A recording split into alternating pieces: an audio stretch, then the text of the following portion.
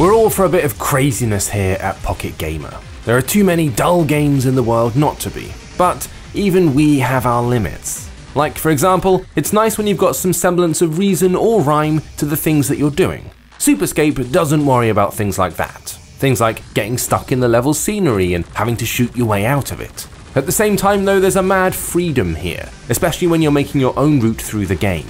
Sometimes though, you'd rather be shooting alien scum than pointy-cornered underground scenery. And if that's the case, you might be better off looking for another shooter to spend your time with. We say shooter, but there's quite a lot of endless runner here. Your ship is moving forward whether you want it to or not. You're in charge of the direction you're facing, performing jumps, and shooting. Your gun runs out of bullets if you hold down the fire button, but they'll reload over time.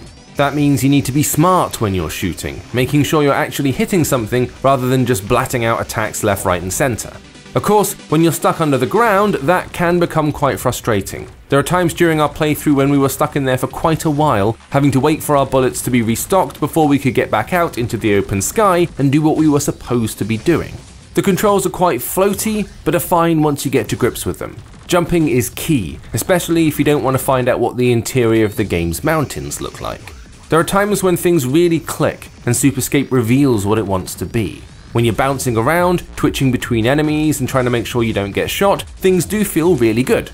The problem is, those moments are bookended by frustration. It's likely you won't even give the game a chance to get under your skin.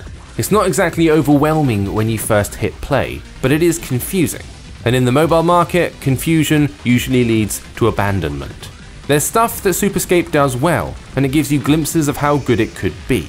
But by giving you this aimless freedom, it fails to rein itself in when it needs to.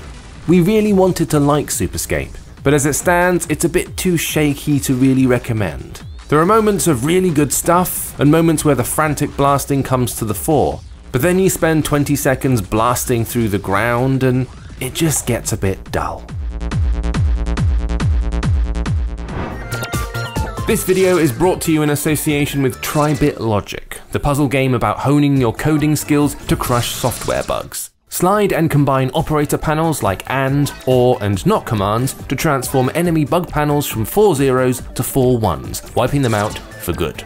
Previously available on mobile, Trybit Logic is now out on Nintendo Switch. Head to the eShop now if you want to grab a copy.